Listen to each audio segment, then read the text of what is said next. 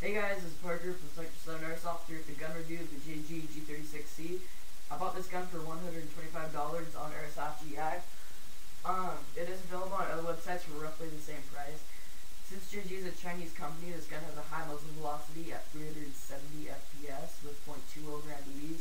So if you're going to play sneaky V with this gun, it is shooting a little hot, so either A, you want to downgrade the spring, or B, this gun is not for you. You could use different weighted BBs, but it won't decline your FPS to what you need for most CQB fields. Most of this gun is built out of plastic with the exception of the lower rail, your ambidextrous fire selector, your trigger, and the button you use to release the stock. Everything else is plastic on this gun. It has a one-piece hop-up unit, which is housed where every other hop-up unit is housed in here.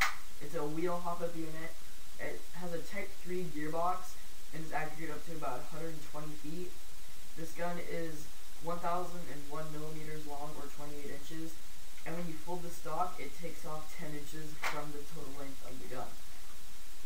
It has 3 sling mounts, one here in the back, one here in the front, which is removable. As you can see, I have removed mine because it makes it so you can mount both flashlight and foregrip. If you don't remove that, you will not be able to do that. And one here on the side for the QD, so it'll sling out 1 point. On this gun, it comes with a 470 round high capacity magazine and features 7mm nylon bushings.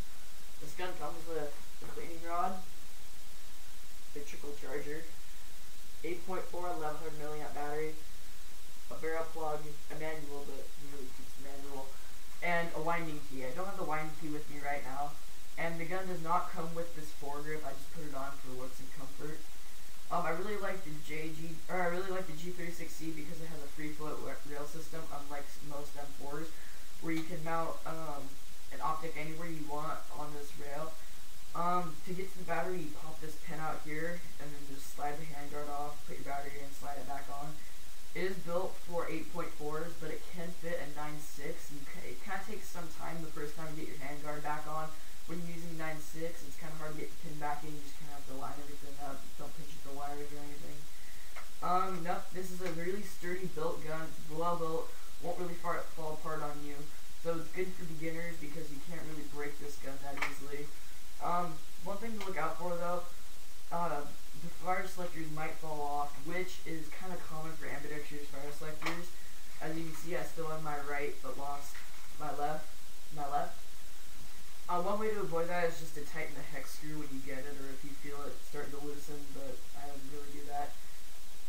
So it cost me a fire selector, which is okay. I don't really need 2 fire selectors, not really that big of a deal.